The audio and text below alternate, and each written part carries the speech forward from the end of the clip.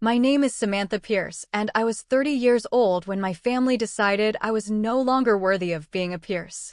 Born into Southern California wealth and wrapped in legacy, I never imagined my engagement party would end with betrayal. It happened when I stumbled upon vacation photos on Instagram, my entire family smiling on a yacht in Capri. The caption?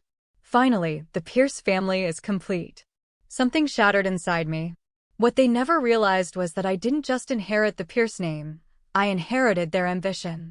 Their cold calculation. Before I tell you how I unraveled a powerful West Coast empire, leave a comment letting me know where you're watching from. Hit like and subscribe if you've ever had to rise against toxic family ties. You won't want to miss how this ends. The Pierce name meant influence in Los Angeles. My father, Henry Pierce, had built Pierce Horizon Group into one of the largest luxury construction firms in the western U.S. We lived in a gated hillside estate in Bel Air, where every meal was a photo shoot and emotions were locked behind perfect smiles. As the youngest of three, after Nathan, now 37, and Isabel, 35, I spent my childhood watching my father mold Nathan into his heir, even though Nathan barely made it through college and spent most of his 20s dodging responsibility. Nathan is Pierce Horizon, my father would say at gala dinners while I sat silent, spine straight, as my mother Vivian had taught me. Vivian was the picture of social grace. Elegant. Calculated. She hosted luncheons with senators and never corrected my father, not even when he dismissed my work in favor of Nathan's mediocrity. I was the one with vision. While Nathan crashed luxury cars and collected scandals, I double-majored in economics and civil engineering. When that wasn't enough, I earned my MBA from Stanford, top of my class. At my graduation, all Henry said was, "You look nice, Samantha," before launching into a conversation with Nathan about yacht investments. I didn't wait for a handout. At 26, I earned a position at Pierce Horizon not because of my last name, but because the board reviewed my published research on sustainable urban infrastructure. My office was tucked behind the storage wing, half the size of Nathan's, but I let results speak louder than location. In less than a year, my division increased profit margins by 24%. Nathan's? Still flatlining. The data couldn't lie, but my father could pretend not to see it. Isabel had long abandoned the business. She married a hotel magnate and spent her days on social media and brand deals. At brunches, she'd smile and say things like, "All this career stuff, don't you want to just relax and enjoy life?" Everything changed when I met Eli Navarro, a brilliant architect with no trust fund and no tolerance for arrogance. He was grounded, honest, and he believed in me. That belief would become the foundation I'd build my revenge on. Unimpressed by the Pierce name, which was exactly what attracted me to him, Eli Navarro wasn't trying to impress anyone. He drove a used Subaru, carried a notebook instead of a designer wallet, and never once faked a smile to win approval. "He drives a Subaru," my mother whispered in horror the first night I brought him to dinner at our Bel Air estate. My father barely acknowledged him, tossing out a few half-hearted questions before retreating with Nathan to discuss Pierce Horizon deals, conversations I was still conveniently excluded from. After Eli left, my father summoned me into his study. "He seems decent enough, Samantha," he said, leaning back in his leather chair. "But you need to be realistic about your position. The Pierce name comes with expectations." My face burned. "Eli's brilliant and hardworking. Aren't those Pierce values?" A tight smile tugged at his lips. "Of course. But for someone in your position, there are other considerations." Those considerations became crystal clear as our relationship progressed. Invitations to family events arrived late, or with impossible conditions. When investors or business associates asked about my personal life, my parents changed the subject. At corporate functions, Eli was seated at the farthest table from us, like an afterthought. Still, I pushed forward with Eli and with my career. I secured 3 high-profile development deals, boosting the company's profit margins again. Numbers that no one could ignore, though they still tried. Eli proposed to me on our 2nd anniversary. It wasn't flashy. It didn't sparkle like my mother's diamonds. But the modest silver ring he placed on my finger on that rooftop, beneath the Los Angeles skyline, where we'd first met, meant more to me than anything I had ever owned. I showed my family the next day. My mother took one look and muttered, "It's quaint." Isabel laughed outright. Nathan joked about it looking like a cereal box prize. I saw Eli's jaw clench, but he didn't say a word. "We're very happy for you," my father said in that emotionless voice he reserved for board meetings. Later that night, I noticed something strange. I had been quietly removed from the family group chat, now renamed Pierce Inner Circle. When I asked Isabel, she acted surprised. "Oh, that? It's just for planning Dad's birthday. Nothing big." That was the first of many lies, small cracks that would soon split the glossy image of my family wide open. Eli's proposal was everything I had ever dreamed of: private, sincere, beautiful. "You're the strongest, most incredible woman I've ever known," he said, hands trembling. "I want to stand beside you for the rest of our lives." But the warmth of that night vanished the moment I called my parents. My mother's first question was whether we'd signed a prenuptial agreement. My father asked to speak to Eli directly about his intentions. By the time I hung up, joy had given way to the same disappointment I had known my entire life. At the next family dinner, I announced our engagement. A few dry claps, a forced smile from Isabel. My mother took over instantly. "We'll book the Beverly Hills Hotel," she declared. "June is the only acceptable month for a Pierce wedding. I'll call the Goldsteins."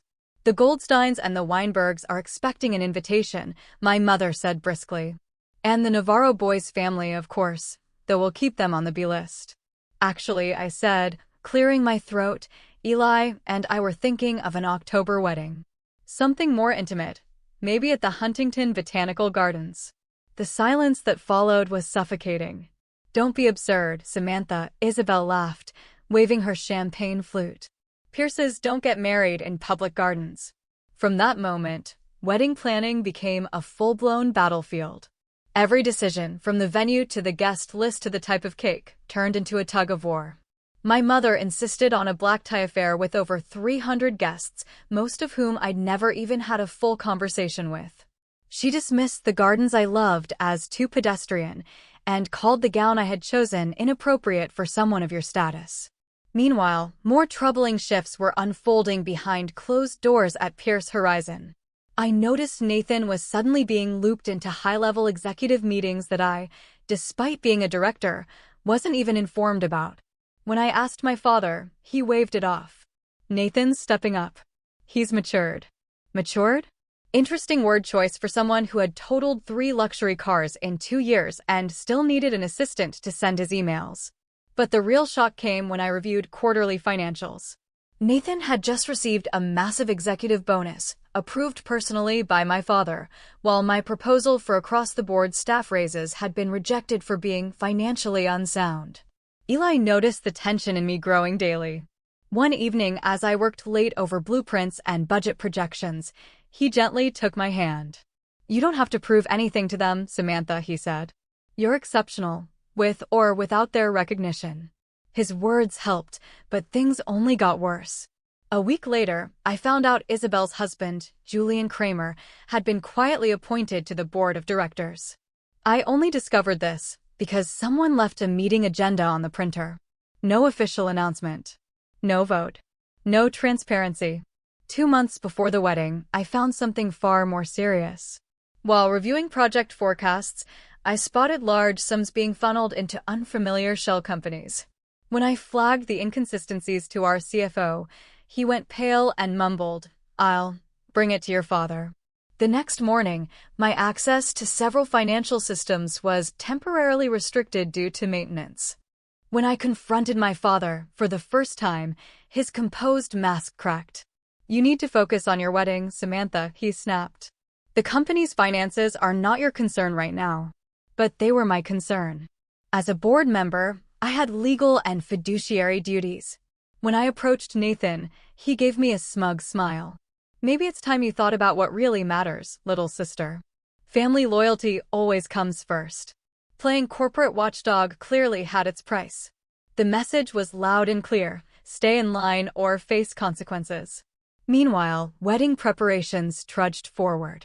My mother had bulldozed over almost every decision I'd made, morphing my dream of an intimate autumn celebration into a bloated, overexposed June society spectacle.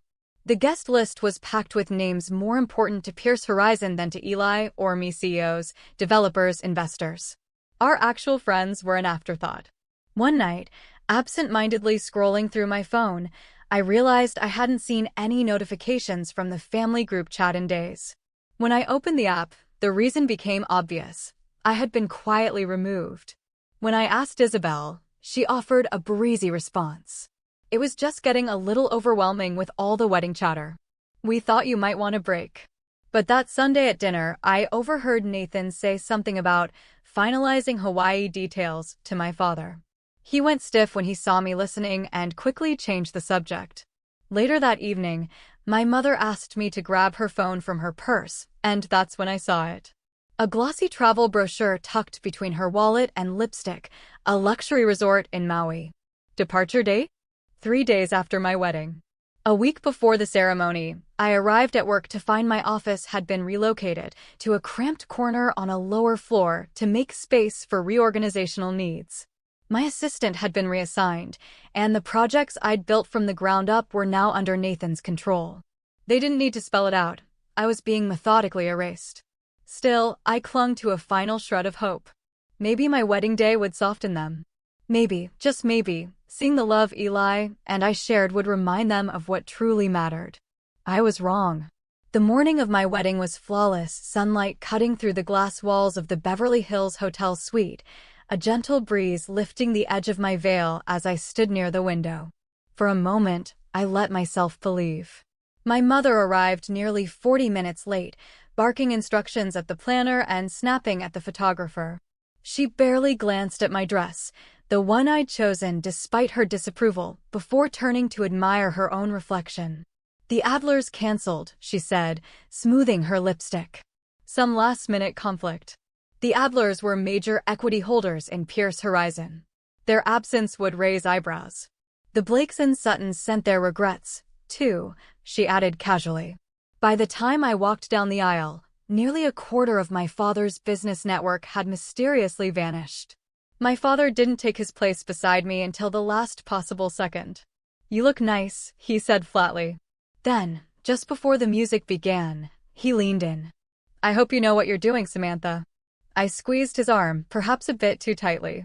"I'm marrying the man I love, Dad." "Yes," he replied coolly, his eyes fixed ahead. "And choices have consequences." As we walked down the aisle together, my heels echoing softly against the marble, I caught sight of Eli. He stood tall beneath the floral arch, eyes locked on mine, filled with warmth, love, and an unwavering certainty. Behind him stood his parents, modest and kind, hands clasped and smiling with quiet pride. The contrast couldn't have been sharper. Eli's family radiated genuine affection, while my own sat rigid and unreadable, like mannequins at a gallery exhibit. The ceremony, at least, was mine. Somehow, I'd won that battle. Eli and I had written our own vows, promising loyalty, honesty, and unwavering support.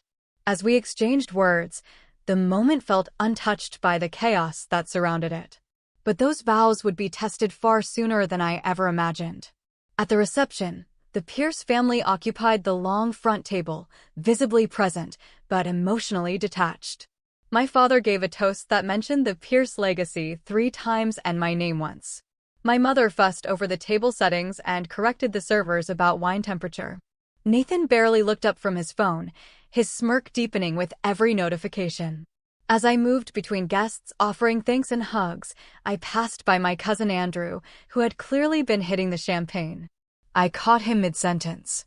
"Whole family's going next week. Maui. Gorgeous villa." I stopped. "What's happening in Maui?"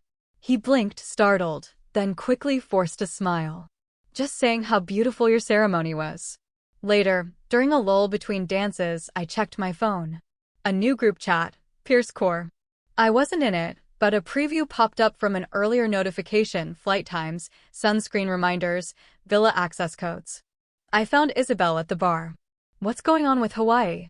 I asked flatly. She rolled her eyes. It's just a little family getaway. You'll be on your honeymoon anyway. Don't overthink it. But I saw it in her eyes. This wasn't random scheduling. It was planned. Precise.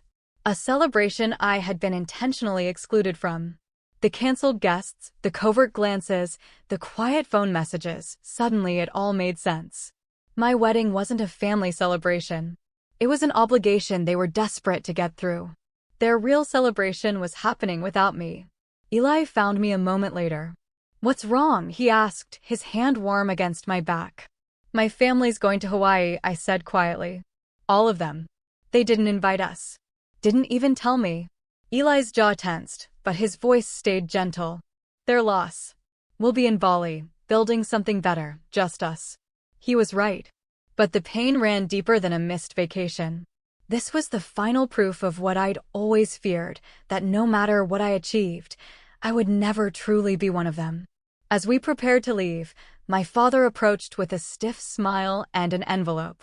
"Your wedding gift," he said. "The deed to a condo in the Back Bay development. Consider it your starter home." I knew that property, sleek, modern, with a stunning view, but also the smallest unit in Pierce Horizon's struggling Back Bay development. Even his generosity felt like a calculated gesture. "Thank you," I said, accepting the envelope. "We appreciate it." As our car pulled away from the hotel, I glanced back one last time. My family stood in a tight cluster by the valet, already talking amongst themselves. No one even looked up to watch us leave. My mother glanced at her watch. "You okay?" Eli asked, squeezing my hand. "I will be," I whispered, leaning into his shoulder. "We're going to have an amazing honeymoon. And when we come back, it's time for some changes." I had no idea just how big those changes would be, or that the final break was waiting for me in a single photograph. Bali was breathtaking. Our private villa overlooked the endless shimmer of the Indian Ocean. Palm trees danced in the breeze.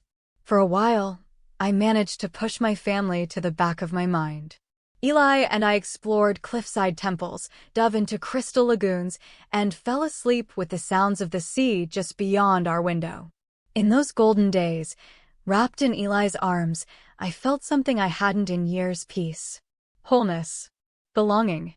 "You seem lighter here," Eli said one morning as we ate mango and dragon fruit on the terrace. "Like you've left something behind." "I have," I admitted. "I think I've been carrying my family's expectations for so long. I forgot what it feels like to just be me. But old habits die hard."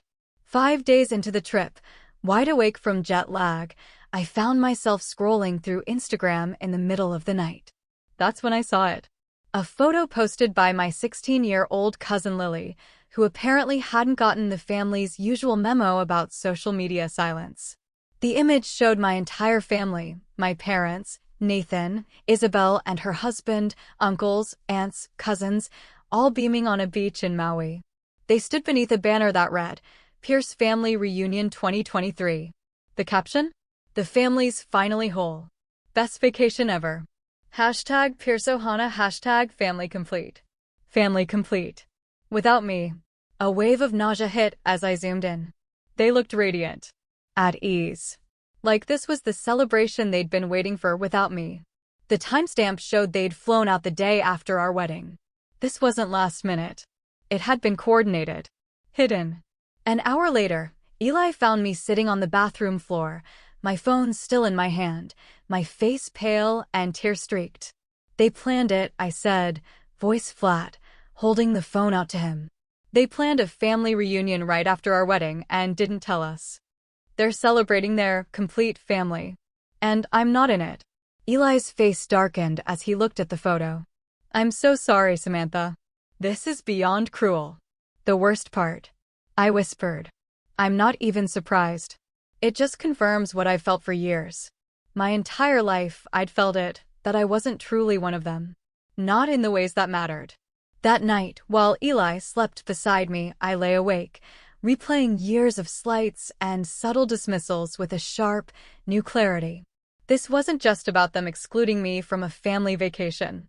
It wasn't even about my marriage to Eli. It was about my refusal to obey, to fall in line, to pretend that Nathan was some brilliant heir, despite his incompetence. To stay silent while the company I helped build drifted deeper into murky waters. And now, with the full light of betrayal shining on everything, I saw the rest more clearly too. The financial red flags I had noticed before the wedding, the private meetings from which I'd been excluded, the steady chipping away of my responsibilities despite my measurable success. By morning, the pain had hardened into something colder, sharper resolve. "I think we should cut our honeymoon short," I told Eli as we sat on our villa's terrace, sipping coffee beneath the morning sun. He studied my face for a long moment, then nodded. "Whatever you decide, I'm with you. But, Samantha, just make sure you're doing this for the right reasons. Revenge won't fix what they broke." "This isn't about revenge," I replied. Though, even I wasn't sure that was true. "It's about protecting myself and our future." We flew back to Los Angeles 3 days later. I went straight to Pierce Horizon, ignoring the confused stares from employees who clearly hadn't expected me to return early. When I reached my floor, I found my office door locked. I asked the facilities manager to open it. Inside, the space was barren, stripped of everything except 2 cardboard boxes containing a few personal items. My nameplate had been removed from the door. "I'm sorry, Ms. Pierce," the manager stammered. "I was told you were being relocated during your leave. The new office isn't quite ready yet." I kept my voice calm. "Thank you." Then I walked straight to Nathan's corner office. His assistant tried to intercept me, but I brushed past her. Nathan didn't look shocked to see me, only slightly annoyed. "You're back early. Trouble in paradise already," he said, not even bothering to sound sincere. "What's going on, Nathan?" "My office has been cleared, my system access restricted." "You planning to tell me something?" He leaned back, hands folded over his stomach. "Just some organizational restructuring. Dad thought it best to handle it while you were away. Less disruption that way." "Restructuring that somehow pushes me out without discussion?" "Not out," he said, tone dripping with condescension. "Repositioned.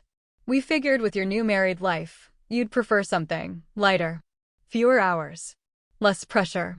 The message was clear. They expected me to fade into the background now, another well-dressed wife who hosted charity events and stayed out of boardrooms. "Where's Dad?" I asked tightly. "Hawaii," he said, grinning. "Family vacation." "Didn't Mom mention it?" "I'm sure she just forgot, with all the wedding chaos." I left without responding, my thoughts spinning.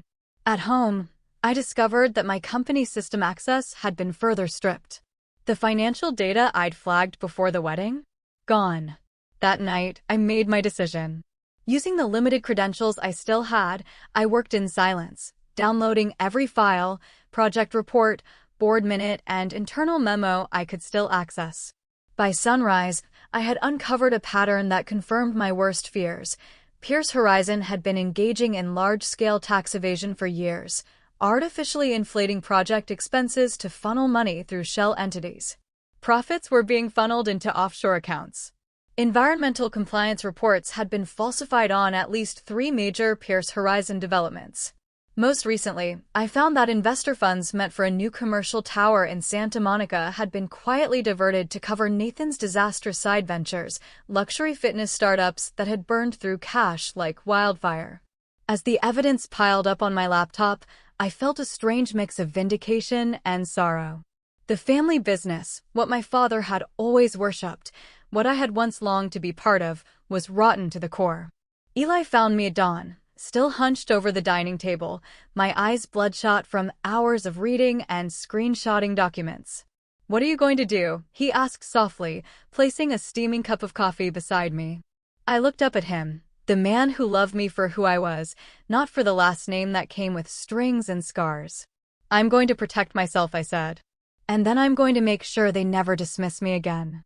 That morning, I contacted Diane Foster, a corporate attorney I had met through a Women in Business summit the previous year. She wasn't like the lawyers my father kept on retainer, men who nodded when told and operated more like family servants than legal counsel. Diane had a reputation for integrity and discretion. She took my call immediately. After I laid out what I'd found, she was silent for a beat. Then, carefully, she said, "Samantha, what you're describing is extremely serious. Securities fraud, tax evasion, investor deception. This is criminal liability territory. Are you absolutely sure you want to pursue this? They stopped being family the moment they treated me like a threat instead of a daughter, I replied, my voice steadier than I expected. If I stay silent, knowing what I know, I become complicit.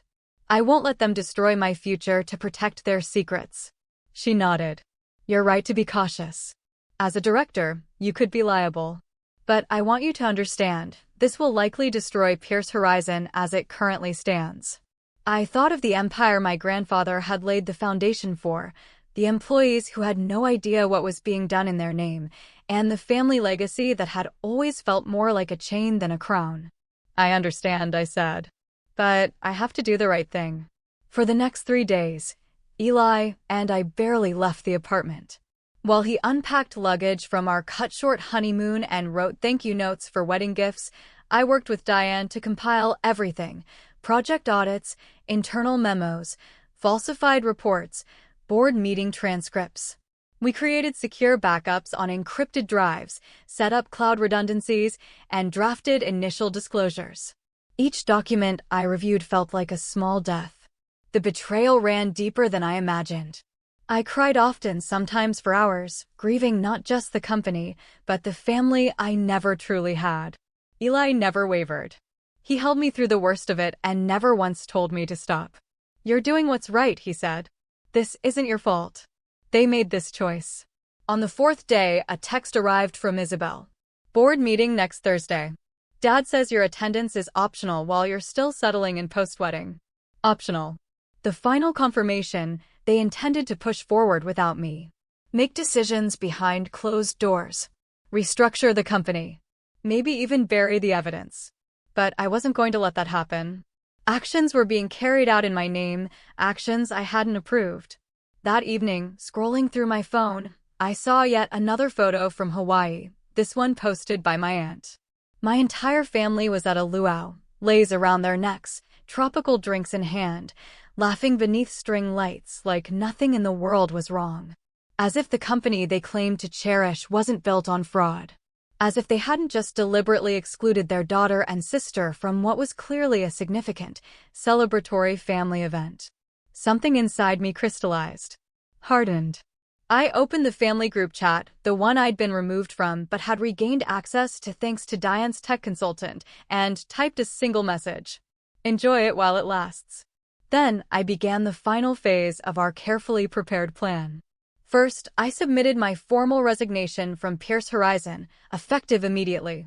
I copied every board member and the company's legal counsel. The letter was blunt.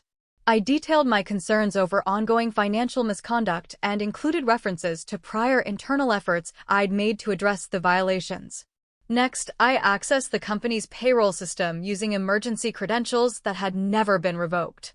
I froze payment processing, not permanently, but long enough to cause a 48-hour delay. Just enough to trigger panic and internal escalation. Finally, I submitted a comprehensive, anonymous whistleblower report to the IRS, including full documentation of the tax evasion scheme I'd uncovered.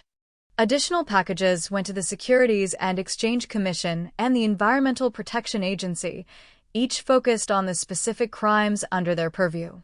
As I prepared to submit the final report, Eli stood behind me, hands gently resting on my shoulders.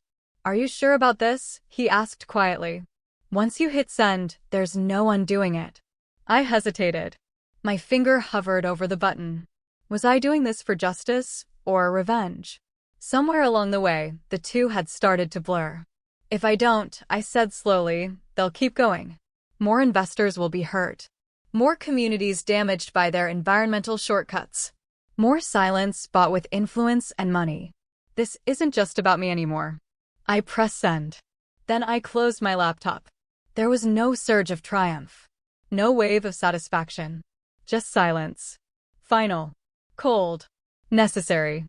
That night, we checked into a serviced apartment on the other side of Los Angeles. Diane had suggested the move. "Your family will react hard and fast," she'd warned. "Better to be somewhere they won't expect while the dust kicks up." She wasn't wrong. By 5:42 a.m. the next morning, my phone was exploding: texts, missed calls, voicemails. Dozens of them. Most were from Nathan. The messages ranged from confusion. "What's happening with Peril?" to fury. "You have no idea what you've done. Dad is going to bury you for this." My father's messages were different. Controlled. Cold. "Whatever game this is, it ends now. Come to the office. Immediately." I didn't reply. I forwarded every message to Diane. She cataloged them all, calmly adding them to the growing legal file. By noon, the panic had escalated. The payroll disruption had triggered scrutiny. Someone had found my resignation letter. The board's legal counsel called an emergency meeting. My father's tone shifted from command to concern. "Samantha, we need to talk. Whatever you think you know, there's an explanation. Call me." I still said nothing. At 3:17 p.m., my phone buzzed again. A call from a Washington, D.C. number. It was an IRS investigator. They wanted to schedule my preliminary interview. They'd already contacted my father. The war had begun. Exactly 6 days after I saw the Hawaii photo, my phone rang. The number was unfamiliar, Washington, D.C. An IRS investigator was on the line, requesting a preliminary interview regarding the information I had submitted. "They've already made contact with your father," the agent said. The war had begun. The next 24 hours blurred into a storm of legal strategy. Diane arranged for me to speak with investigators the following morning, with her present as my counsel. In that interview, I walked them through the inner workings of Pierce Horizon. I identified key decision-makers, explained document trails, and clarified the intent behind the corporate structure. Afterward, Diane gave me a quiet look. "Your father has already hired criminal defense attorneys," she said. "They're not wasting time. With the strength of what you submitted, the agencies probably already issued subpoenas for financial records." Her words washed over me strangely. I felt removed from it all, like I was watching a documentary about someone else's family. The weight of what I had done, the gravity of what I'd exposed, hadn't entirely sunk in. That evening, my phone wouldn't stop ringing. First it was my mother. Then Isabel. Then a long list of extended family members, names that hadn't shown up at the wedding and hadn't sent so much as a congratulations. I silenced them all. Only Nathan didn't call. And that unsettled me more than the rest. He wasn't one to react impulsively. He calculated. His silence meant he was moving behind the scenes, not panicking. It was just before midnight when building security called up to our temporary apartment. Eli and I had been curled up on the couch, half watching an old movie and trying to pretend life was normal. "There's a Richard Pierce here," the concierge said. "He's insistent." Eli looked at me, questioning. I drew a breath. Send him away. But minutes later came the banging. My father had somehow talked or bribed his way past the front desk. "Samantha," he barked through the door. "Open this door right now. I know you're in there." Eli moved to respond, but I caught his wrist. "Not yet," I whispered. "Let him wait." For 20 minutes, we sat in silence as my father alternated between pounding and shouting. The mask of Richard Pierce, the legend, the empire builder, was cracking. "Do you even understand what you've done?" he roared. "The company, our reputation, everything we've built. For what? Because you got your feelings hurt over some stupid vacation. Reducing my entire life's worth of injustice to a family trip only solidified my resolve." Finally, when the shouting grew hoarse and the knocks spaced farther apart, I nodded. "Now." Eli opened the door. My father stood there, disheveled, red-faced, eyes burning. The always polished Richard Pierce looked like a man unraveling. He pushed past Eli into the apartment, his gaze locking onto mine. "What the hell do you think you're doing?" he barked. "The IRS is crawling through our offices. The board is losing it. This is because of that stupid Hawaii trip? Are you really this petty?" I remained seated, calm. "Hello, Dad," I said evenly. "Please lower your voice. It's late. People live in this building." That composure only enraged him more. He began pacing the living room like a lion in a shrinking cage. "Do you have any idea the damage you've caused?" he growled. "Years of work, decades destroyed. Because you had your feelings hurt," my father snapped, his voice dripping with disdain. "This isn't about Hawaii," I said evenly, though I couldn't deny that trip had illuminated everything. This is about years of systematic exclusion and marginalization. It's about illegal activities that put me at legal risk as a director. It's about protecting myself when it became clear that my own family was willing to sacrifice me to keep their secrets intact. He scoffed, waving a dismissive hand. Illegal activities? Don't be so dramatic, Samantha. Every successful company uses creative financial strategies. It's just business. Tax fraud is not creative strategy, I shot back. Neither is funneling investor money into failed side ventures or falsifying environmental reports. These are crimes, federal crimes, with real consequences. For a moment, his mask slipped. I saw it, fear. A flicker, nothing more, but it was there. Then it vanished, replaced by something smoother, colder. Samantha, he said, his tone softening into something that might have passed for fatherly. There's clearly been a misunderstanding. You've misinterpreted complex financial structures. But we can fix this. Come back to the company. We'll give you a proper role, executive vice president, your own division, total autonomy. Whatever you want. There was a time, not long ago, when that offer would have broken me. When I would have given anything to be recognized, validated. But now it just sounded hollow. Too little. Too late. It's not possible, I said, my voice calm but final. The investigations have already begun. The evidence has been submitted. Even if I wanted to stop this, I couldn't. His face darkened. The false warmth vanished. So that's it, he said, voice rising again. You're willing to destroy your family? Your legacy? For what? Spite? I let out a bitter laugh, the sound unfamiliar even to my own ears. My legacy? I repeated. When has this ever been mine? It's always been Nathan's. I was the contingency plan, the workhorse. The one you kept around in case he completely imploded. You made that perfectly clear when you planned a family reunion the day after my wedding and excluded me and Eli. That trip was planned months ago, he muttered. We couldn't rearrange it because of your wedding whims. Interesting, I said. Because I set that date a year in advance and sent out invites immediately. So no, it wasn't a scheduling conflict. It was a choice. He didn't respond. Instead, he stepped closer, his voice dropping to a threat. You won't get away with this. You think you can just walk away from the Pierce family and take us down in the process? I built this company. I made you who you are. Eli, who had been standing silently nearby, finally spoke. I think you should leave, Richard. My father turned to him, sneering as if seeing him for the first time. Of course. You. This is your influence. Turning my daughter against her family. Tyler has nothing to do with this, I said firmly. He didn't hide millions in offshore accounts.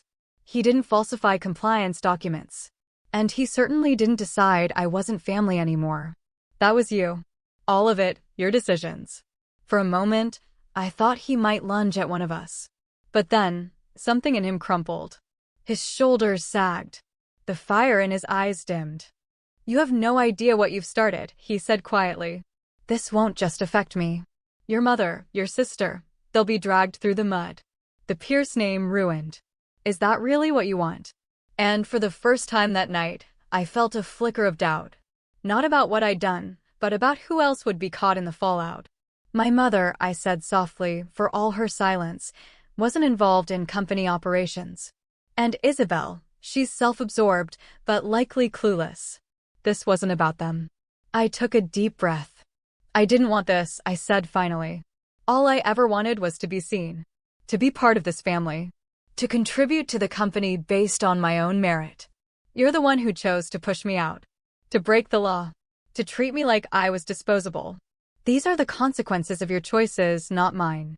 He stared at me for a long moment, a strange mixture of rage and, just for a fleeting second, something that looked almost like respect flickering in his eyes. Then, without another word, he turned and walked out, closing the door quietly behind him. As soon as it latched, I collapsed into Eli's arms, the tension I'd been holding for weeks finally breaking loose. It's over, he whispered into my hair. You did what you had to do. But it wasn't over. Not even close. It was just beginning. The weeks that followed felt like something out of a corporate thriller. Pierce Horizon stock plummeted as the news broke. The media caught wind of the investigations. Headlines spread. Former allies distanced themselves overnight. The board forced my father to take a temporary leave of absence, pending the outcome of federal inquiries. Nathan, who had been involved in several of the most egregious financial schemes, was placed under formal investigation. The family empire began to crumble. Business contacts who had ghosted us before the wedding suddenly reappeared with feigned concern, offering their support and claiming they had always suspected something was off about how the company was run. My mother called every day, sometimes crying, sometimes furious. "How could you do this to us?" she sobbed in one voicemail. "Your father hasn't slept in days. The neighbors are whispering. My charity board is threatening to remove me." But it was Rebecca who confronted me face to face. She showed up unannounced at the office, where I'd accepted a temporary consulting role with a rival development firm. Her makeup was smeared, her eyes red. "They're saying Dad might go to prison," she said, voice cracking. "Did you really hate us that much? Was one stupid vacation worth destroying the entire family?" I invited her in, ordered coffee for both of us. And for the first time, I told her everything. Not just about Hawaii. About the years of exclusion. The board meetings I was locked out of. The financial records I found. The attempts to quietly strip away my authority. The illegal schemes that placed me in potential legal jeopardy just for being on the board. As I spoke, her expression shifted from anger to confusion to something else. "Understanding. I didn't know," she said finally, "about any of it. The business stuff, that was always Dad and Nathan. And the Hawaii trip? I honestly thought you wouldn't want to come right after the honeymoon. I never meant to make it feel like we were cutting you out." She hesitated. That caption. Lily didn't mean it like that. She was talking about Aunt Patricia finally being well enough to join after her cancer treatment. That's what she meant by finally whole. Not about you. The explanation hit me like a punch to the chest. Had I misread it all? Had my pain and assumptions triggered something irreversible? But then I remembered the spreadsheets. The shell companies. The fake reports. The diverted funds. "The vacation may have been a misunderstanding," I said quietly. "But the crimes at Pierce Horizon weren't. Dad and Nathan broke the law, Rebecca. And they were dragging all of us down with them." She looked down, her fingers tight around her coffee cup.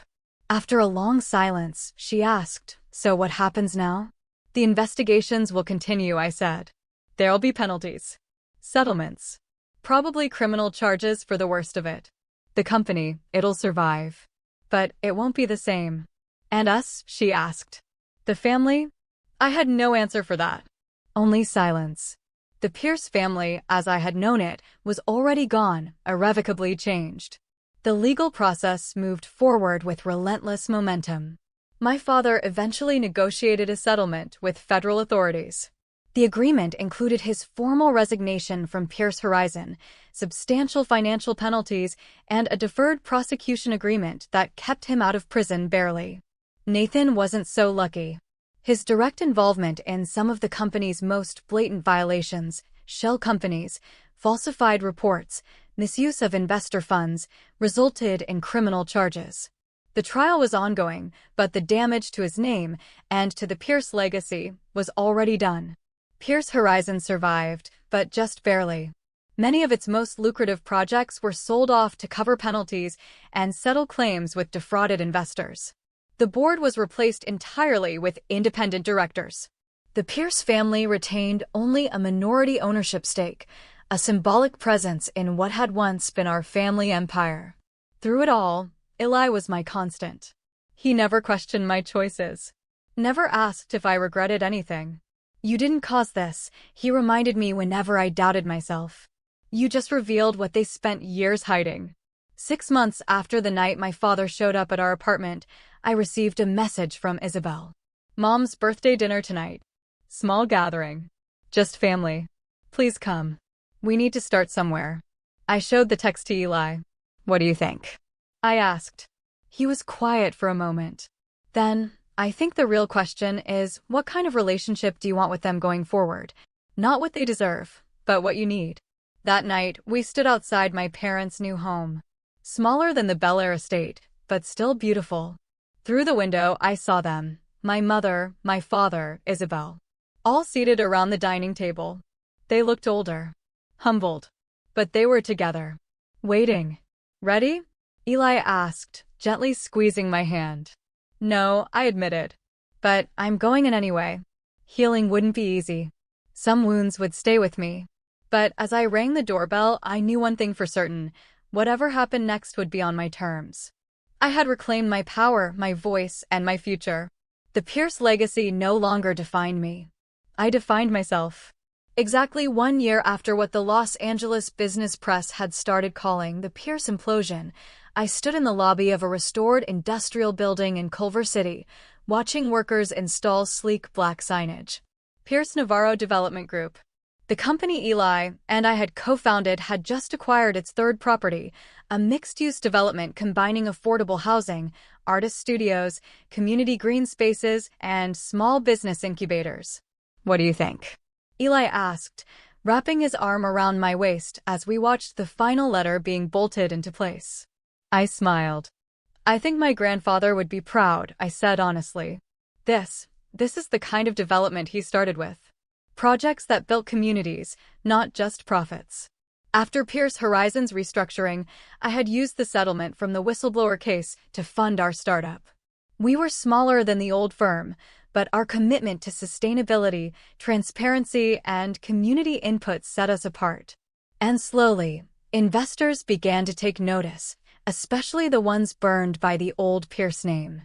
My relationship with my family had evolved into something I once believed impossible, a careful, limited connection governed by firm boundaries.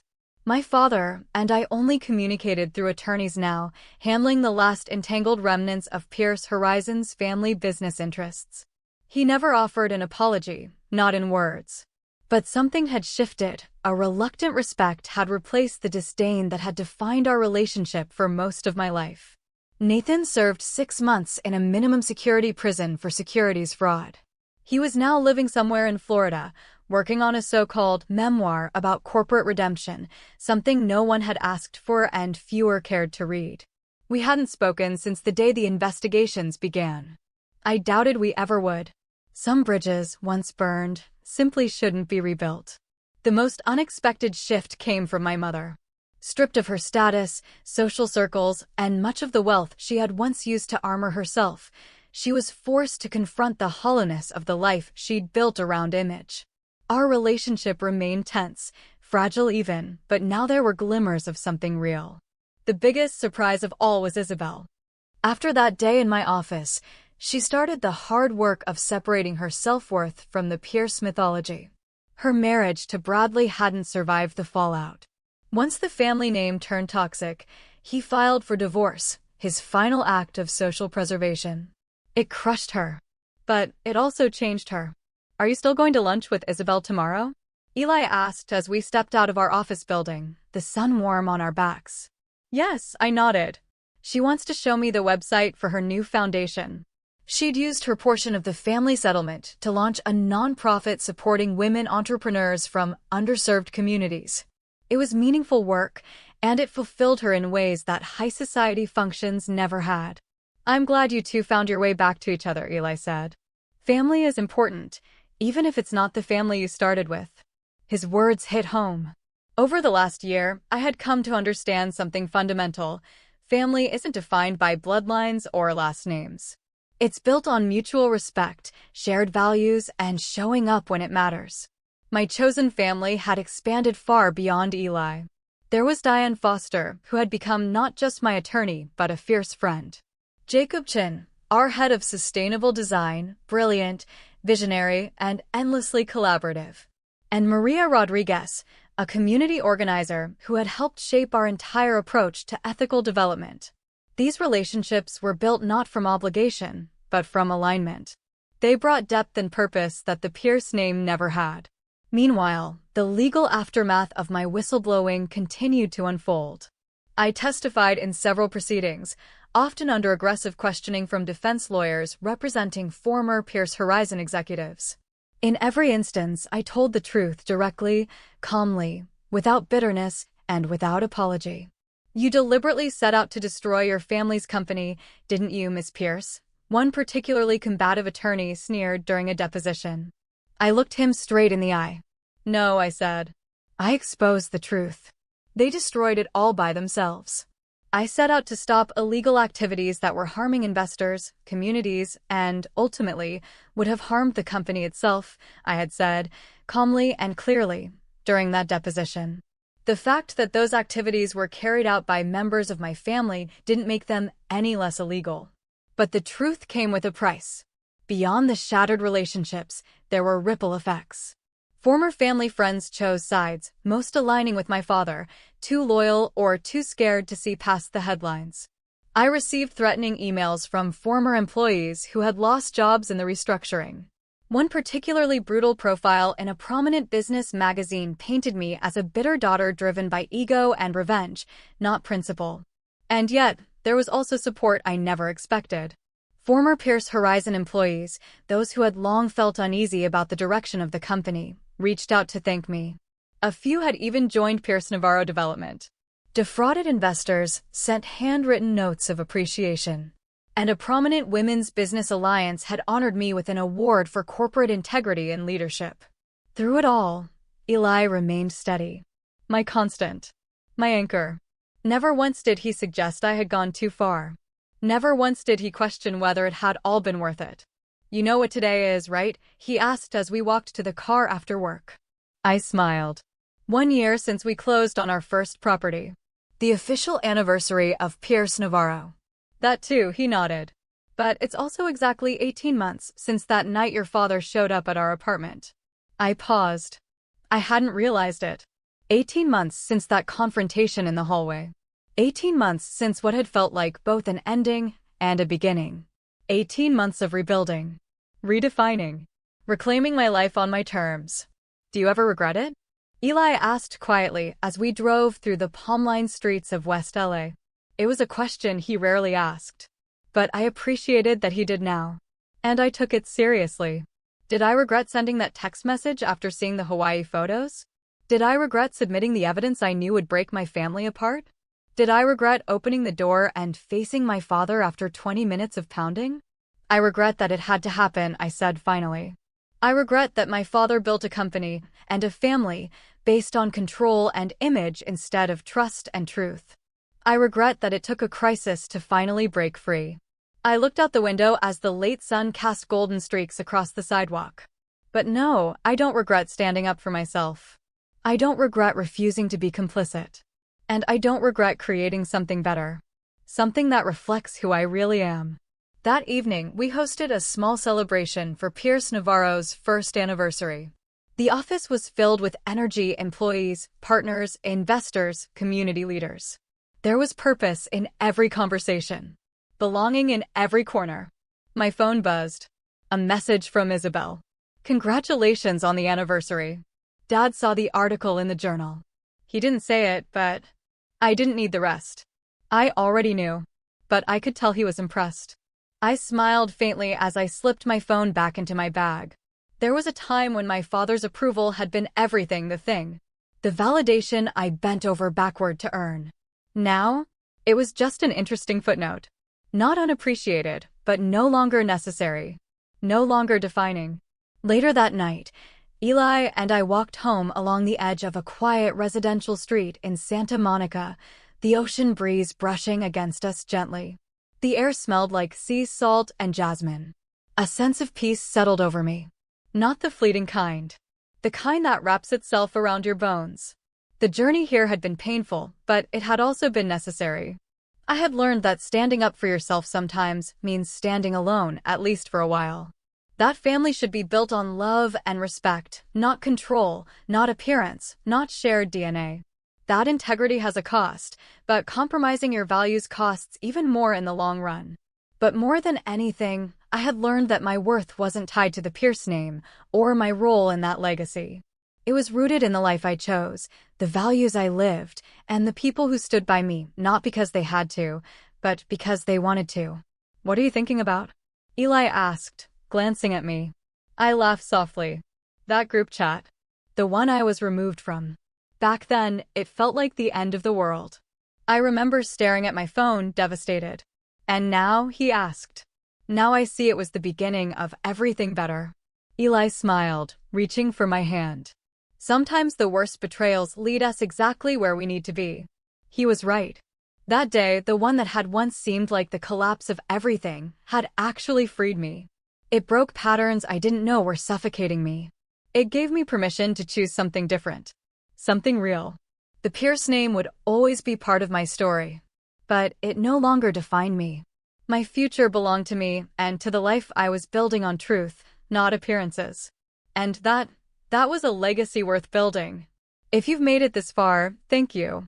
You've walked with me through betrayal, truth, loss, and rebuilding. Now I want to hear from you. Have you ever had to stand alone for what was right? Have you ever been pushed to choose between family loyalty and personal integrity? Leave a comment below. Not just for me, but for the countless others who may be quietly fighting their own battles right now. Share your story. Share your strength. Tell me what part of my journey resonated with you. And if you feel compelled, leave a message for me, too, your thoughts, your support, or even your honest questions. I read every single one. This channel isn't just about storytelling, it's about connection. And if you're in a place where you're questioning your own path, maybe you're dealing with a toxic relationship, a controlling family dynamic, or a workplace where silence is easier than speaking up, let me tell you this. You are not alone. It's okay to choose yourself. It's okay to say, this is not okay, even if you have to say it alone at first. The right people will find you. The right opportunities will come. But they won't unless you first make room for them by clearing out what no longer honors who you are. So hit that subscribe button if you believe in truth over silence, healing over pretending, and real strength over performance. Together, we're building a space where voices like mine and yours can be heard, respected, and empowered. Because sometimes, the most powerful thing you can do is simply not go back to what broke you. And sometimes, sharing your story is how someone else finds the courage to rewrite theirs.